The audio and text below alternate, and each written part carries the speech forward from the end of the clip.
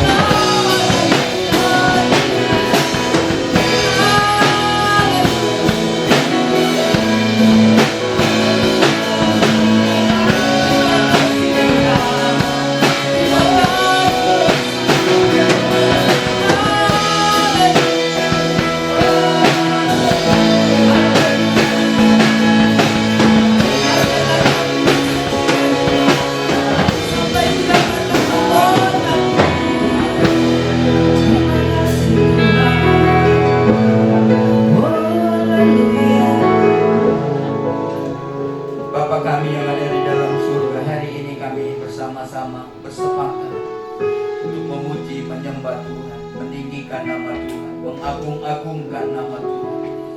Kami merindukan kehadiran-Mu di tengah-tengah kami. Jamahlah kami hari ini secara pribadi, lepas pribadi.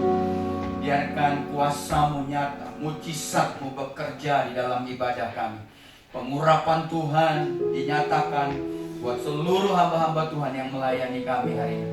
Dan kami berdoa untuk seluruh jemaat-Mu yang masih dalam perjalanan. Pimpin mereka, sertai mereka, pelihara mereka tiba di tempat ini, supaya bersama-sama dengan kami juga menyenangkan hati Tuhan. Di dalam nama Tuhan Yesus, hamba menyerahkan ibadah ini dari awal, pertengahan sampai akhirnya hanya di dalam nama Bapa, Putra, dan Roh Kudus. Haleluya. Amin. Amin. Saya undang untuk bangkit berdiri. Kita akan memuji, bersorak-sorai, memasuki gerbangnya Tuhan dengan sukacita.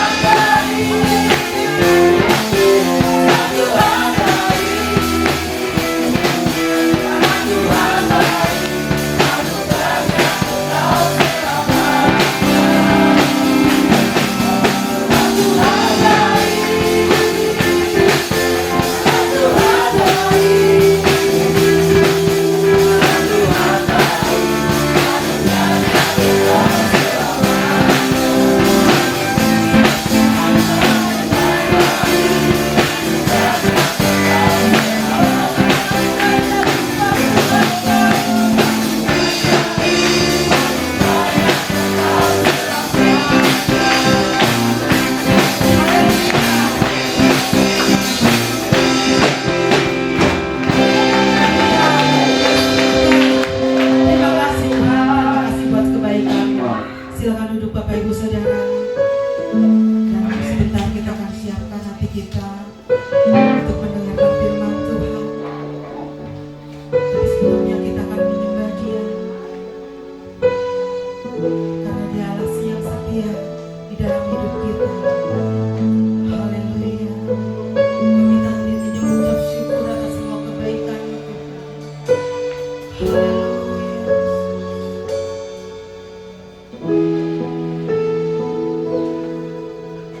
Seperti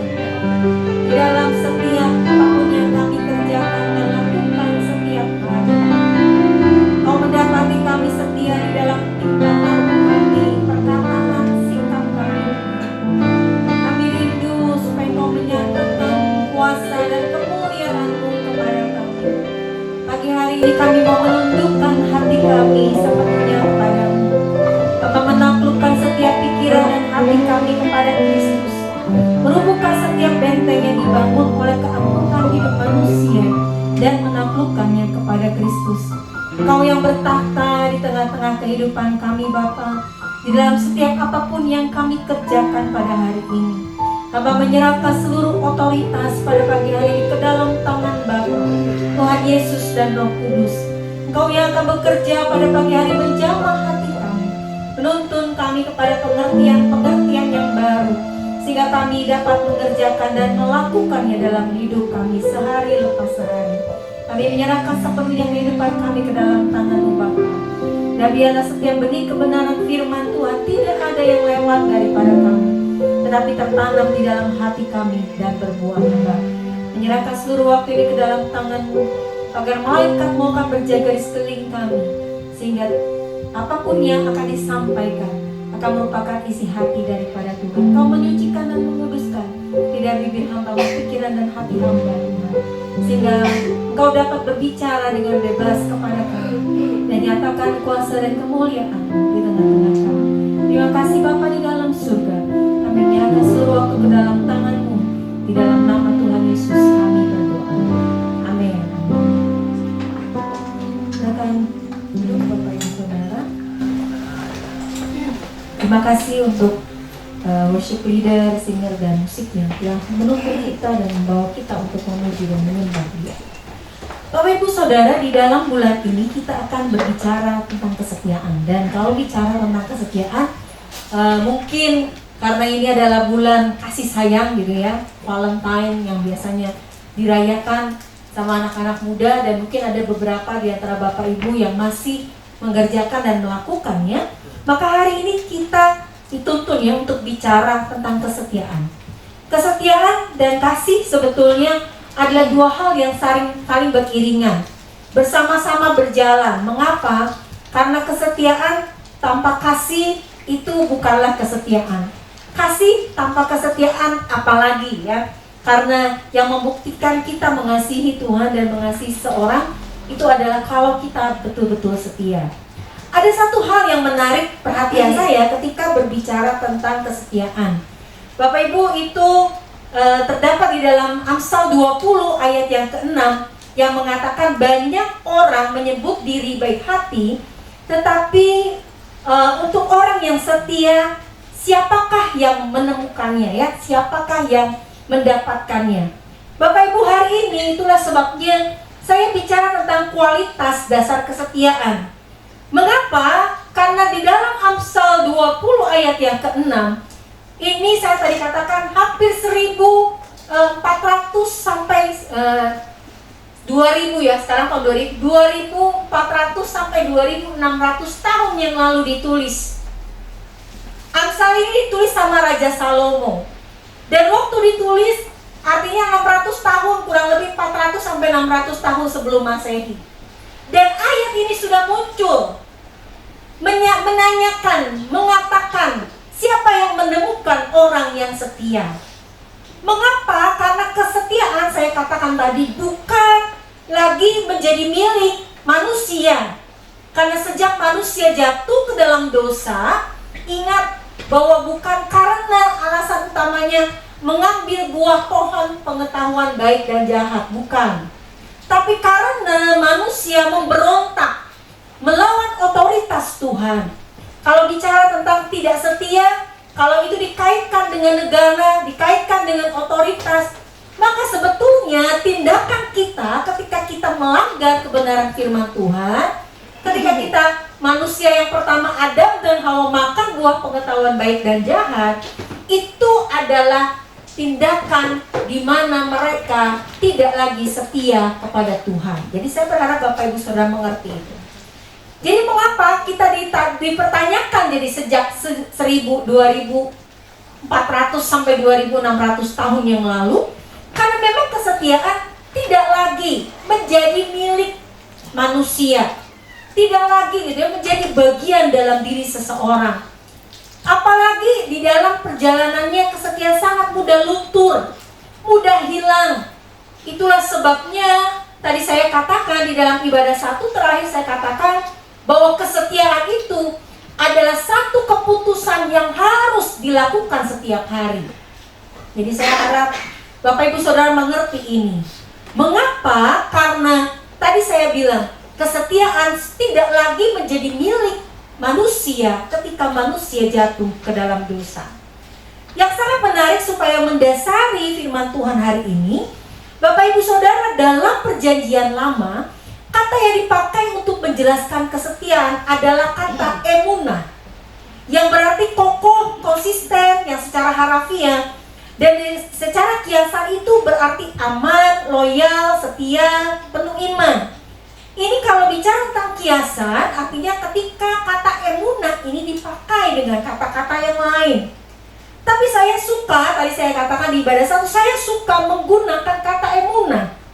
Mengapa? Karena arti harafiah itu kata kesetiaan yang berarti kokoh. Di dalam perjanjian lama, Tuhan menggambarkan dirinya sebagai Tuhan yang kokoh dan tidak berubah. Gambarannya adalah seperti gunung batu yang teguh. Saudara-saudara pernah ketemu gunung batu, gunung yang di sini aja deh yang paling dekat.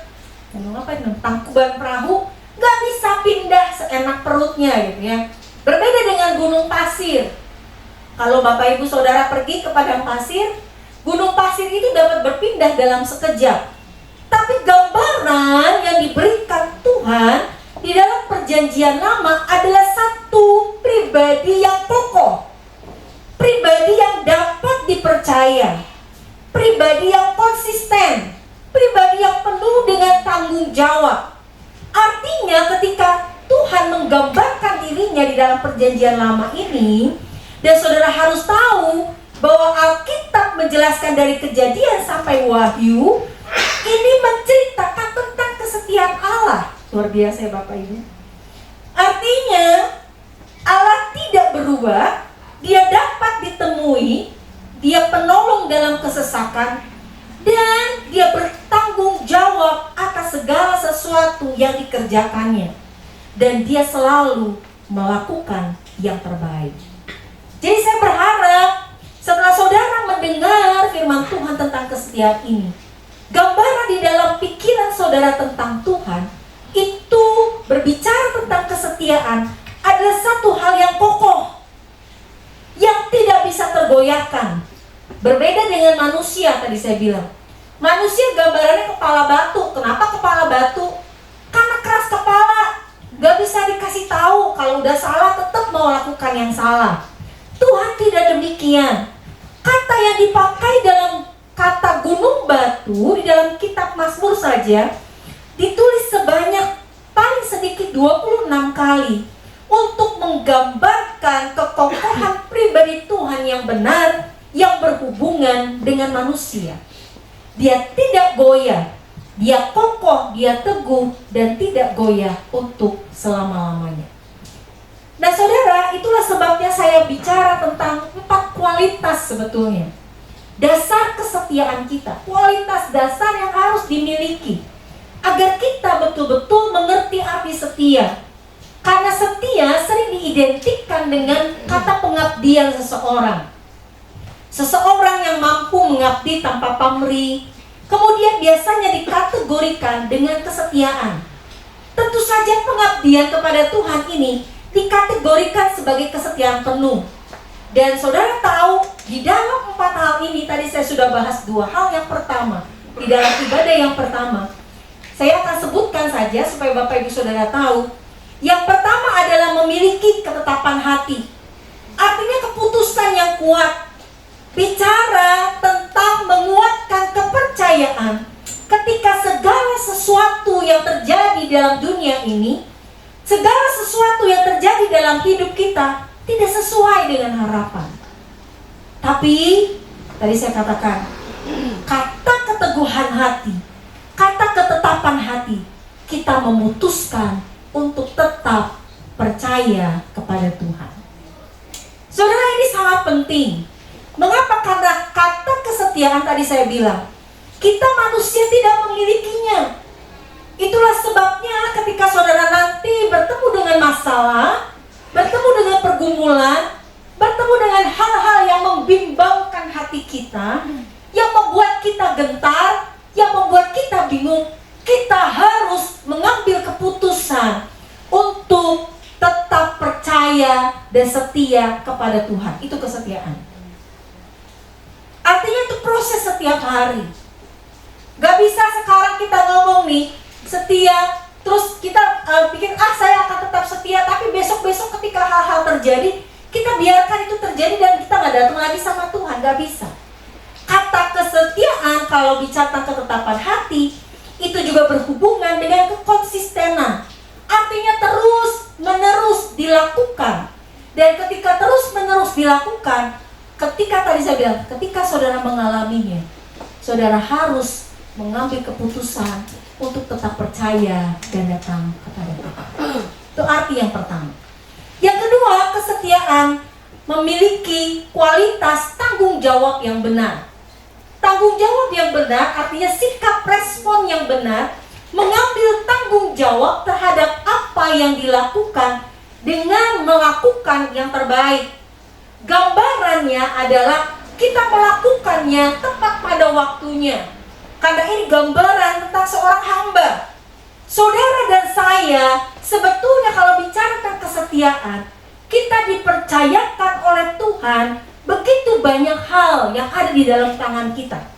Entah itu kemampuan, talenta, hal-hal yang ada di dalam hidup kita, berkat-berkat. Dan Tuhan mau kita melakukannya dengan penuh tanggung jawab. Itu harus kita tahu. Dan tentu saja tanggung jawab yang benar. Mengapa harus penuh dengan tanggung jawab yang benar? Karena banyak tanggung jawab yang salah. Tanggung jawab yang tidak pada tempatnya. Tanggung jawab yang tidak sesuai dengan responnya. Itulah sebabnya tadi saya katakan di dalam ibadah yang pertama, gambaran yang diberikan adalah tentang seorang hamba yang diberikan 5, 2, dan 1 talenta oleh Tuhan. Respon yang salah, kadang kita merasa bahwa apa yang dipercayakan sama Tuhan itu menjadi beban dalam hidup kita. Tapi saya mau beritahu saudara, bahwa sebetulnya apapun yang dipercayakan dalam hidup kita, suatu hari kita harus mempertanggungjawabkannya di hadapan Tuhan. Karena Alkitab memakai kata, kita adalah penata layan, saudara. Penata layan itu artinya apapun yang ada di dalam tangan kita itu bukan milik kita. Saudara dan saya dipanggil itu bukan hanya untuk melayani, tapi untuk menjadi saksi Tuhan dimanapun saudara berada. Itulah sebabnya kalau bicara tentang tanggung jawab yang benar, kata kesetiaan ini menjadi melakukan hal-hal yang benar dengan penuh tanggung jawab kepada setiap hal yang dipercayakan kepada kita. Dan Tuhan mau kita melakukannya tepat pada waktunya. Mengapa harus tepat pada waktunya? Tadi saya bilang akan ada waktunya. Kita tidak dapat lagi melakukannya buat Tuhan. Dan kita tidak mau hidup dalam penyesalan. Di dalam bagian yang kedua, untuk dua kualitas yang lain, saya akan berbicara tentang hubungannya dengan ikatan perjanjian. Saudara harus tahu bahwa ketika kita bicara tentang kesetiaan, selalu biasanya identik dengan hubungan, relationship. Hubungan kita dengan Tuhan, hubungan kita dengan sesama, dengan pasangan, persahabatan, pekerjaan, tanggung jawab. Dan saudara tahu, kita harus tahu dan betul-betul memahami, kesetiaan biasanya dihubungkan dengan satu ikatan perjanjian. Baik secara tertulis, kita perjanjian kerja. Kalau saudara loyal, bekerja di dalam satu perusahaan, saudara akan teken kontrak. Kontrak yang tanda tangani itu berisi semua apapun yang saudara harus kerjakan dan lakukan. Dan tanggung jawab perusahaan yang akan membayar saudara, yang akan menggaji saudara. Tapi bukan hanya teken kontrak itu, ikatan pernikahan, saya kasih contoh lagi. Saudara, kita nggak jadi, seperti binatang atau hewan yang menikah seenak perut kita. Manusia tidak demikian. Kita punya ikatan perjanjian. Saudara akan datang ke gereja, minta pemberkatan, diberkati sama hamba Tuhan gitu ya. Terus tanda tangan dengan surat pemberkatan nikah.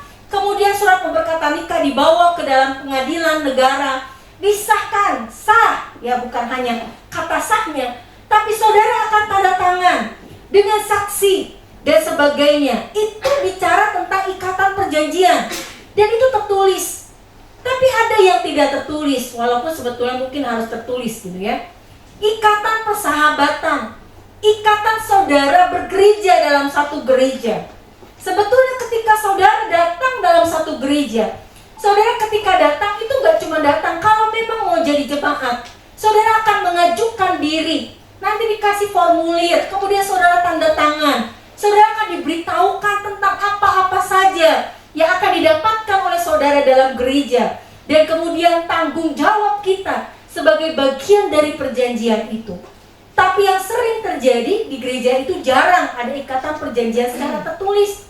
Jadi kalau kita udah datang rajin ke gereja, anggap bahwa kita bagian dari jemaat. Tapi sebetulnya saudara, lihat ini, baik dilandasi dengan satu perjanjian secara tertulis atau tidak, kita sadari atau tidak seperti ikatan persahabatan, saudara, kita wajib untuk setia. Ya, dan kesetiaan yang dua hal di bawah ini akan berbicara, saya akan lebih banyak berbicara dalam hubungannya dengan ikatan perjanjian. Kualitas dasar kesetiaan kita. Kualitas apa yang harus kita miliki ketika kita berhubungan dengan Tuhan, ketika berhubungan dengan pasangan, berhubungan dengan pekerjaan atau tanggung jawab yang dilandasi dengan satu perjanjian. Dan saudara harus pahami ini, kalau ini sudah bicara tentang perjanjian, maka otomatis saudara, ketika kita tidak melakukannya, akan kelihatan banget kita nggak setia. Gitu ya. Kalau yang tadi di awal bicara tentang ketetapan hati, bicara tentang tanggung jawab yang benar, respon yang benar, itu lebih personal. Hanya Tuhan yang tahu gitu ya. Kita punya ketetapan hati atau tidak, kita putuskan setiap hari atau tidak. Tapi kalau bicara tentang ikatan perjanjian ini, ketika saudara tidak melakukannya, ketika saudara akhirnya memutuskan tidak setia, akan terlihat sekali, gitu ya, kelihatan banget gitu ya bahasanya. Kalau gitu apa kualitas dasar tersebut? Kita buka dulu Bapak Ibu di dalam Kolose pasal yang ketiga. Ayat ini menarik perhatian saya ketika saya mau bicara tentang ikatan perjanjian ini. Kolose pasal yang ketiga, sebetulnya seluruh ayat di dalam pasal yang ketiga. Tapi saya akan bagi menjadi dua bagian besar saja. Sebenarnya ada beberapa bagian kecil lagi, tapi dua bagian besar saja yang penting, yang harus dimiliki sebagai kualitas dasar kesetiaan kita dalam hubungan ikatan perjanjian atau relationship, hubungan kita dengan sama dan Tuhan. Yang pertama yang saya akan langsung masuk itu adalah di dalam ayat yang pertama sampai dengan ayat yang keempat. Kita akan baca ini secara bergantian. Kolose pasal 3 ayat yang pertama sampai dengan ayat yang keempat. Saya akan baca ayat pertama, Bapak Ibu Saudara ayat yang kedua, saya ketiga, dan kemudian Bapak Ibu ayat yang keempat.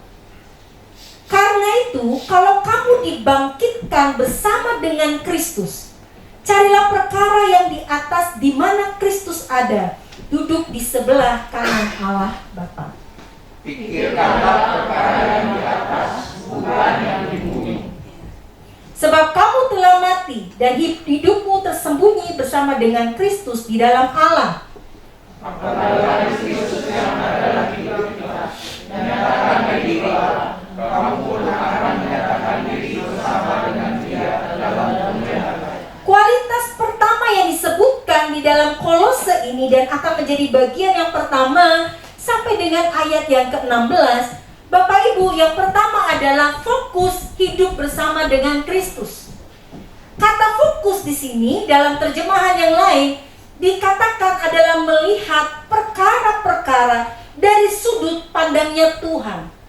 Saudara, fokus, saya sedang baca satu buku, walaupun masih awal-awal, dikatakan itu adalah kekuatan yang mewujudkan satu tujuan.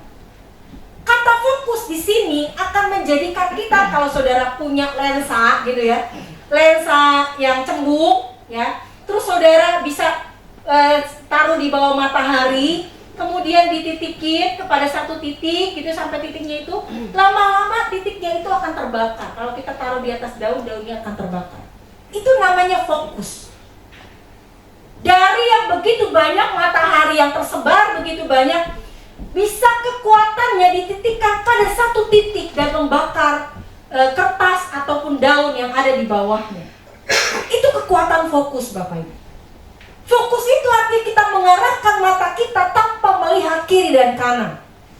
Fokus itu akan membawa kita, yang tadi saya bilang, memiliki kekuatan yang mewujudkan tujuan. Saudara ingat kalau saudara, saya nggak ingat sih. Saudara pernah nonton balapan motor?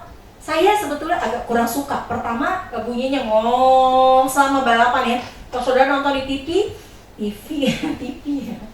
Televisi, saudara itu nonton balapan motor bunyinya ngong sepanjang gitu ya, lomba ngong, walaupun ada komentar ngong gitu, saya agak nggak suka.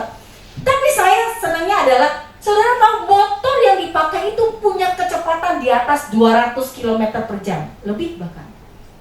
Mungkin 250, 280. Dan kalau si pembalapnya nggak fokus, tengok kanan, tengok kiri, percaya sama saya, dia pasti akan kalah pertama. Yang kedua, lebih kemungkinan tabrakan. Kenapa? Karena kecepatannya tinggi. Kalau nggak fokus ke depan, hanya mandang yang di depan. Kalau fokusnya liatin kiri, liatin musuhnya dan sebagainya, liatin siapa, makanya selalu ada yang memandu dia gitu ya di telinga, bukannya di depannya dia tapi di telinga, supaya bisa melihat ke depan. Kenapa? Karena kalau tidak, dengan kecepatan tinggi seperti ini, pembalap motor itu kalau dia tidak fokus, dia bisa kecelakaan. Itu kalau ekstrimnya. Artinya kalau memang perlu kecepatan yang tinggi. Tapi kalau lihat di dalam kehidupan kita mungkin kehidupan kita nggak akan secepat tinggi, kecepatannya nggak setinggi itu. Tapi menurut saya, kondisi kita itu sama berbahayanya dengan kondisi orang yang ikut balapan motor. Kenapa? Karena mata kita, Paulus bilang, dengan mudah dialihkan. Dia katakan di dalam Filipi, itulah sebabnya aku berlari-lari kepada tujuan untuk mendapatkan panggilan di dalam Kristus Yesus. Mata yang tertuju terus-menerus kepada Tuhan tanpa beralih sedikit pun. Artinya kondisi hidup kita, kondisi iman kita, kondisi keadaan kita, sekeliling kita, apalagi pada masa sekarang ini, sebetulnya berusaha menarik fokus kita daripada Kristus dan berusaha membuat hidup kita jauh daripada Tuhan. Maka kalau saudara lihat di dalam ayat-ayat ini, Tuhan Yesus, Paulus mengatakan dengan jelas bahwa orang yang memiliki fokus hidup kepada Kristus, kehidupannya itu akan mengalami perubahan. Orang yang setia, dia akan semakin lama semakin serupa dengan Kristus. Semakin lama semakin serupa karakternya dengan Kristus. Makanya kalau saudara perhatikan ayat-ayat ini, dikatakan bahwa disuruh matikan segala sesuatu yang duniawi, hal-hal yang dulu hidup di dalamnya, membuang marah, geram, kejahatan, fitnah, kata-kata yang kotor yang keluar dari mulutmu. Jangan lagi saling mendustai, jangan lagi saling melakukan hal-hal yang di bawah ini. Mengapa? Karena dikatakan di dalam ayat 12, karena kita adalah orang-orang pilihan Allah yang dikuduskan dan dikasihinya. Kita harus mengenakan belas kasihan. Kita harus mengenakan kemurahan, kerendahan hati, kelemah lembutan dan kesabaran. Terutama saudara, kalau tadi saya bilang, dalam ikatan perjanjian. Saudara gak kebayang kan? Kalau kita dibilangnya kita adalah keluarga Kristen, kita ngomongnya kita orang yang percaya pada Kristus, tapi kehidupan keluarga kita, rumah tangga kita jauh dari kata damai. Perang terus menerus, ribut terus menerus. Ya rame, ada aja masalah. Mau masalah kecil jadi besar, apalagi masalah besar tambah besar lagi, kebakaran. Tapi ini sebetulnya tidak boleh terjadi dalam hidup kita. Kita harus tahu bahwa ketika hidup kita fokus kepada Kristus, maka kita akan belajar melihat perkara-perkara, setiap masalah dari sudut pandangnya Tuhan. Saudara tahu kuda itu kenapa dikasih kacamata kuda? Karena matanya terletak di samping, Bapak Ibu. Dan kalau dia kan, kita letaknya mata manusia itu di depan. Kita itu range-nya kurang lebih 180 derajat, kurang sedikit. Biasanya dari sudut sini, kita nggak bisa lihat kiri kanan kita. Tapi kalau mata kita di samping, range kita itu lebih luas. Artinya hampir mungkin 270 derajat. Kuda itu bisa melihat hampir segala arah. Makanya dikasih kacamata kuda. Kenapa, Bapak Ibu? Kalau tidak, dia itu larinya nggak teratur, nggak terarah. Dia larinya nggak bisa fokus, dia nggak bisa lihat sesuatu dengan jelas yang ada di depannya. Dia lihat kiri, mungkin ada temennya manggil dia, langsung dia lari ke sini. Dia lihat ada makanan di sana, dia lari ke sini. Padahal ada pertandingan, ada hal-hal yang harus dia kerjakan. Itulah sebabnya mata kuda saja itu harus difokuskan. Sebetulnya kalau mata kita yang secara jasmani nggak seperti itu. Tapi mata iman kita, mata jiwa kita mungkin ya, mata pikiran kita, itu mudah sekali dialihkan. Bapak Ibu Saudara mungkin duduk di sini, tapi pikirannya bisa jalan-jalan kemana-mana. Kita mungkin lagi bicara sama teman, tapi kita lagi mikirin tadi, waktu saya pergi, kompornya udah dimatiin belum ya? Gitu kan?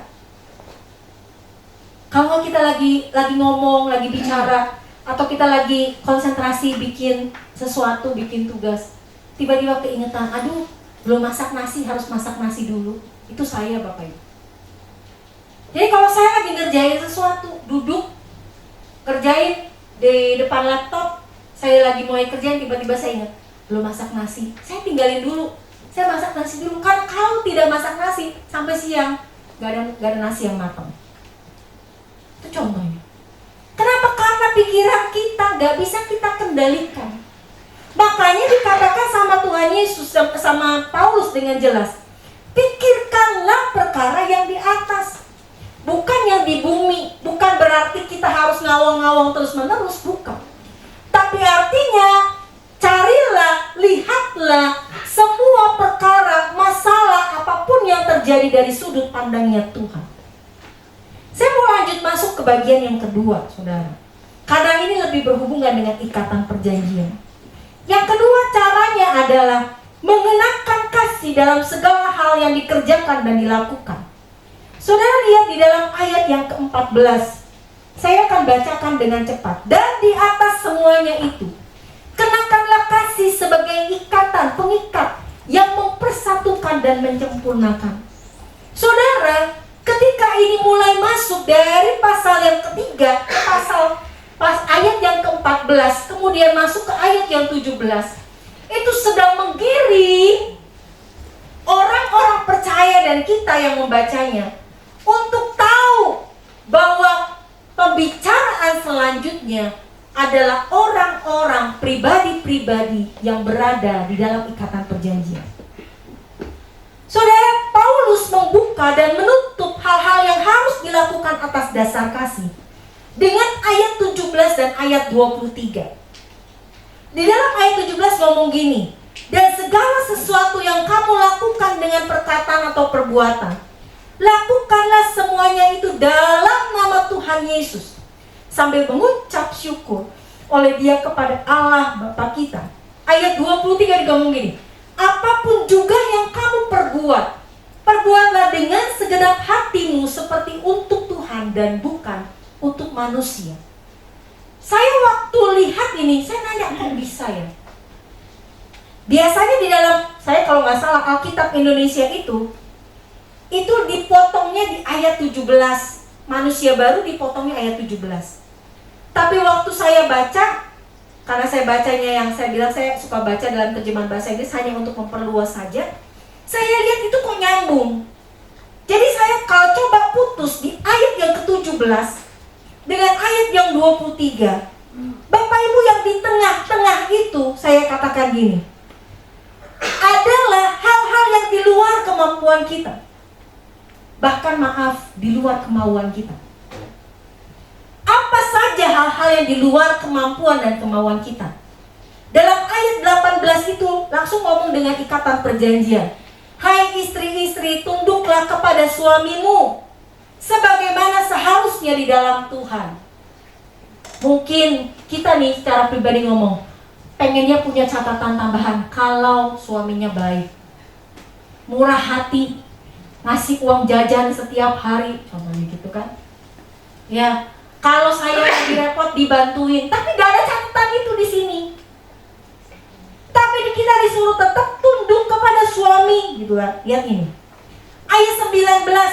Suami-suami, kasihilah istrimu. Janganlah berlaku kasar terhadap dia. Gak ada tuh catatan tambahan. Kalau saya dibuatin sarapan setiap hari, dibikinin kopi pagi-pagi dan pisang goreng, gitu kan. Malam-malam pulang dari kerja, air panas sudah ada. Gak ada, saudara. Artinya, saudara tahu ini, dua hal ini selalu dibilang sama para pakar dan ahli.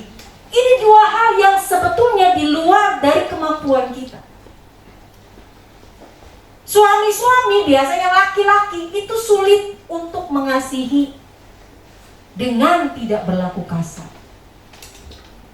Istri-istri kadang harus jujur, sukar tunduk sama suami, apalagi kalau suaminya galak. Suaminya gak mau bantuin, gitu kan. Sulit, tapi Alkitab ngomong dengan jelas. Makanya dibuka dengan ayat 17. Segala sesuatu yang kamu lakukan dengan perkataan atau perbuatan, lakukanlah semuanya itu dalam nama Tuhan Yesus. Artinya kalau lagi nggak mampu, lagi nggak bisa ngomong dalam nama Tuhan Yesus, langsung bersikap baik gitu kali ya. Nggak, itu mah drama ya. Lanjut dulu. Ayat 21. Hai bapak-bapak, janganlah sakiti hati anakmu, supaya jangan tawar hatinya. Ya, karena terlalu tegasnya mungkin ya. Saking tegasnya bapak-bapak, kadang melakukan tindakan-tindakan yang di luar daripada keinginannya. Ya, terus ayat 22, taatilah Tuhanmu hai hamba-hamba di dalam segala hal. Jangan hanya di hadapan mereka saja untuk menyenangkan mereka, melainkan dengan tulus hati karena takut akan Tuhan. Kalau saya tambahkan dari Efesus pasal yang ke-6, ayat 1-2, itu tentang siapa? Tentang anak-anak. Disuruh taat dan menghormati orang tua.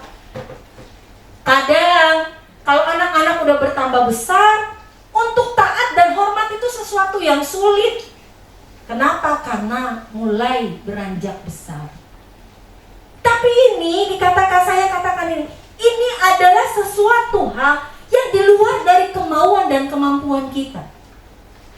Sesuatu yang kadang kita nggak bisa lakukan. Kalau bicara tentang ikatan perjanjian pernikahan, dulu mungkin kalau pacaran semuanya manis, mau berkorban, ya, apapun mau dilakukan. Hal-hal yang indah-indah, perkataannya manis, sikapnya manis. Tapi kalau udah masuk dalam kehidupan sehari-hari, semua luntur, seperti disiram sama air dan gak ada sisanya. Nah, itulah sebabnya saya tadi katakan, Paulus mengatakan dengan jelas di dalam ayat yang ke-17 dan ayat yang ke-23, dipagari semua tindakan itu dalam ikatan perjanjian yang sulit untuk dilakukan, itu harus dilakukannya untuk Tuhan. Karena kalau tidak, kita akan jadi drama Korea, drakor. Semua dilakukannya seperti drama. Semua dilakukannya nggak tulus. Curigaan, ini istri saya baik-baik nih, tiba-tiba nyiapin sarapan pagi-pagi sebelum saya berangkat. Sepatunya juga udah disiapin. Kos kakinya juga udah disiapin. Minta tambahan uang belanja ini mah calon gitu. Tak boleh saudara. Kenapa? Karena di sini dikatakan coba dilakukan dengan segenap hati. Artinya nggak boleh curigaan. Kita lebih mudah negatif thinking, ya, lebih mudah mengeluarkan pikiran-pikiran yang negatif daripada pikiran yang positif. Makanya dikatakan dalam ikatan perjanjian ini, yang kedua adalah mengenakan kasih dalam segala hal yang dikerjakan dan dilakukan. Mengapa? Karena kita harus memahami kasih itu menjadi dasar dari kesetiaan. Kasih yang didasarkan kepada kesetiaan, kasih yang didasarkan juga harus kepada kebenaran dalam firman Tuhan. Kasih dan kesetiaan harus berjalan seiring. Makanya saya bilang, orang tidak dapat dia mengatakan dia mengasihi kalau dia nggak setia. Tapi di sisi yang lain, orang tidak dapat setia kalau dia tidak mengasihi. Nggak bisa. Ya, nggak ada dasarnya, nggak ada hal yang harus dilakukannya. Itulah sebabnya saya katakan, membangun kasih, membangun kesetiaan adalah dua hal yang harus beriringan dalam ikatan perjanjian. Yang tadi yang pertama bukan hanya fokus. Kalau bicara tentang fokus kepada pasangan kita, kepada keluarga kita, kepada hal-hal yang utama. Tapi yang kedua juga kita harus melakukan tindakan-tindakan, perbuatan-perbuatan. Alkitab katakan perkataan-perkataan yang nyata, yang harus dilakukan setiap hari. Saya berharap mumpung bicaranya di bulan Februari, bulan kasih sayang, ya, mumpung bicaranya tentang kesetiaan. Saudara, kesetiaan itu harus ditunjukkan, gak bisa di dalam hati, di batin. Saya setia, enggak lah, saya mah baik, saya mah setia, tapi gak pernah ditunjukkan, gak bisa. Kasih dan kesetiaan itu harus ditunjukkan. Kasih dan kesetiaan itu membutuhkan pengorbanan. Hal-hal yang harus dikerjakan, hal-hal yang mungkin yang tadi saya bilang di luar dari kemampuan kita. Maka di dalam ayat 17 dan ayat 23 memagari semua hal itu. Agar apa? Agar segala sesuatu yang kita lakukan bukan karena drakor, ini cuma tambahan saya ya, tapi dilakukan karena dengan perkataan dan perbuatan di dalam nama Tuhan Yesus, sambil mengucap syukur oleh Dia kepada Allah Bapa kita. Saudara, memang gak mudah.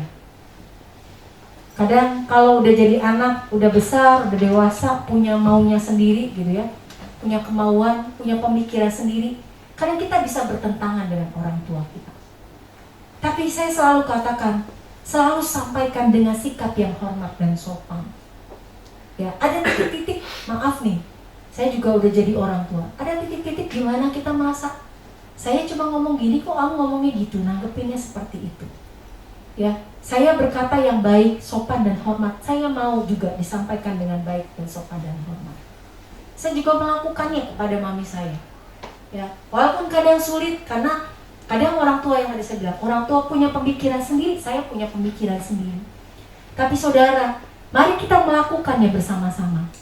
4 kualitas dasar kesetiaan ini, kalau saudara lakukan secara terus-menerus, percaya sama saya saudara, saudara akan tetap berada di dalam koridor kesetiaan. Kenapa? Karena seluruh kehidupanmu, bukan hanya di dalam pikiran, di dalam hati, di dalam imanmu kepada Kristus, tapi dalam hubunganmu dengan sesama, itu disempurnakan dan diperbaiki oleh Tuhan.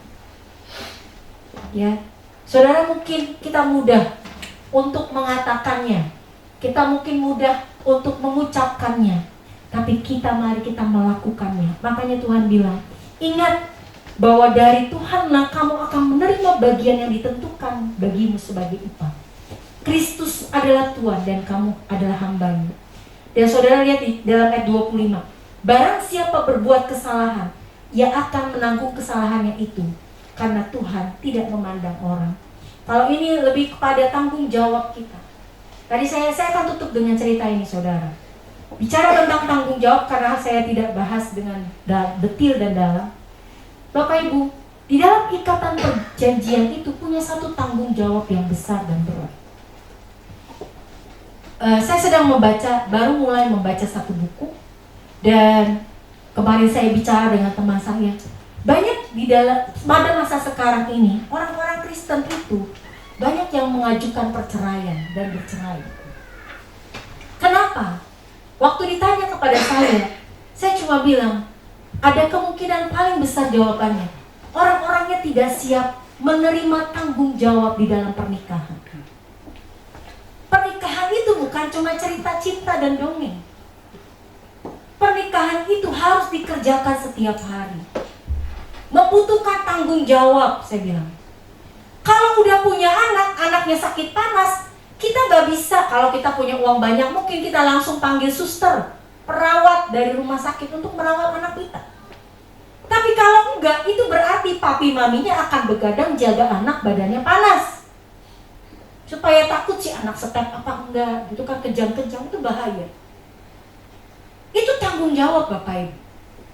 Di sisi yang lain, mungkin sebagai ayah, sebagai suami harus bekerja, harus menghasilkan, harus memberikan nafkah. Di sisi lain, istri kalaupun bekerja tetap harus mengurus rumah tangga. Ada banyak tanggung jawab di dalamnya. Dan kalau bicara seperti itu, di dalam ayat 25 ini Tuhan mau ngomong, kita bertanggung jawab untuk setiap pilihan kita. Kadang ketika kita memilih untuk melakukan hal yang tidak baik, atau kita memilih untuk melakukan hal-hal yang jauh daripada apa yang diharapkan oleh firman Tuhan, maka kita akan menerima akibat dan konsekuensinya. Hari ini bicara tentang kesetiaan, saudara, kalau bicara tentang kesetiaan, mau gak mau ada akibatnya. Tadi di ibadah pagi saya juga ngomong, kita semua diberi kepercayaan, entah itu berkat, anak, segala sesuatu di dalam tangan kita, talenta, kemampuan. Suatu hari nanti Tuhan akan menuntut pertanggungjawaban dari kita. Kita berdiri bersama-sama Bapak Ibu Saudara. Marilah kita hidup dengan penuh kesetiaan. Dasarilah dengan kasih, kebenaran firman Allah. Ingatlah ikatan perjanjian yang kita miliki. Tidak ada kata terlambat untuk belajar setia. Dan saya mau ngomong ini saudara, Amsal tuh kasih tahu, memberitahu sama kita, jangan coba-coba untuk tidak setia dalam ikatan perjanjian. Lukanya itu sangat dalam dan panjang. Untuk memulihkannya sangat sulit. Ada banyak cerita di sekeliling saya yang menceritakan demikian. Tapi saya berpikir itu gak bisa pulih dalam 1, 2 tahun, 3 tahun, 4 tahun. Karena artinya harus kembali membangun hubungan yang didasarkan kepercayaan, didasarkan dengan kasih. Saya hanya mau beritahu, di dalam ibadah yang pertama tadi, ketika kau punya masalah, pergumulan, kebimbangan, goyah, cepat-cepat datang sama Tuhan. Datang sama Tuhan, berseru kepada Dia. Jangan lari kepada hal yang lain. Setialah dalam hal-hal yang Tuhan percayakan, yang ada di dalam tangan. Lakukan dengan penuh tanggung jawab yang benar, penuh kasih, ya, fokus kepada Kristus di dalam segala sesuatu. Fokus kepada apa yang kita kerjakan. Dan biarkan kita melakukannya dengan penuh kasih yang benar. Lalu yang tadi,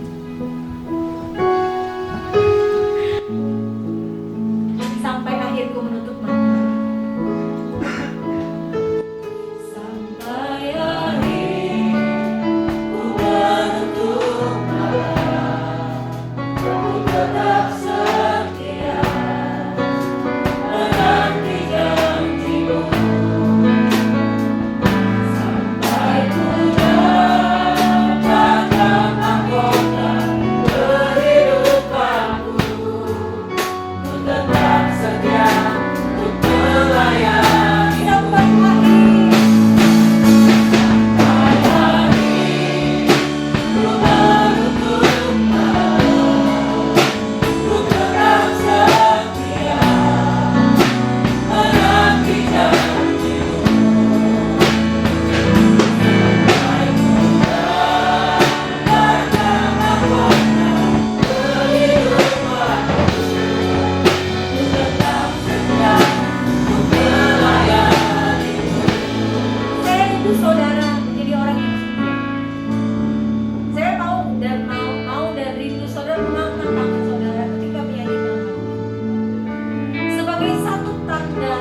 komitmen kita kepada Tuhan.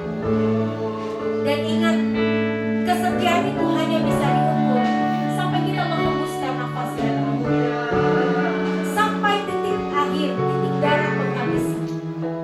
Gak bisa setengah jalan diukur.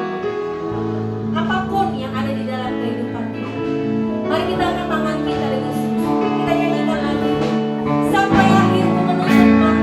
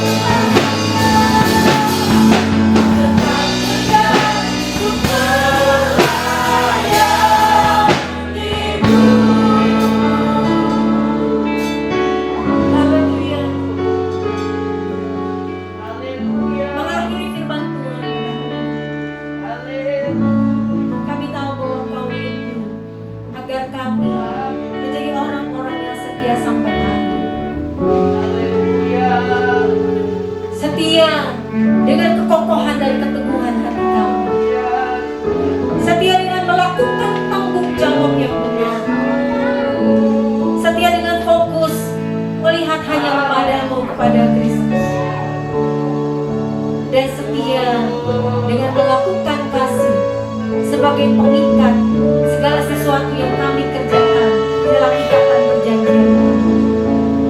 Bapak berhenti berbicara. Tolong kami untuk menyadari bahwa kesetiaan adalah keputusan yang harus dilakukan setiap hari.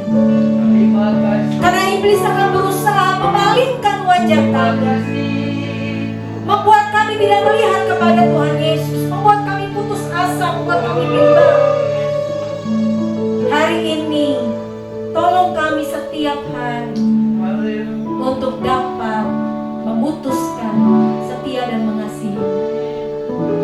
Sekalipun rumah tangga kami, keluarga kami, hal-hal yang kami hadapi bukanlah kondisi yang ideal dan sesuai dengan ekspektasi kami. Tapi kami tahu, kami akan berusaha untuk melihat dari sudut pandangnya Tuhan. Fokus kepada apa yang Tuhan ingin kami kerjakan dalam hidup kami. Terima kasih Bapa di dalam surga, hamba berhenti berbicara dan mengembalikan segala puji hormat kemuliaan hanya bagi. Hanya kebenaran firman-Mu yang tertanam di dalam hati kami yang akan bertumbuh dan berbuah. Haleluya. Mari Bapak dan Ibu saudara-saudara yang dikasihi, kita tinggal ambil Bapak, hari ini hamba menyerahkan seluruh hidup anak-anak yang hadir pada kedua dalam kami. Berkati setiap bisnis mereka, berkati setiap usaha mereka, berkati setiap pekerjaan mereka, berkati studi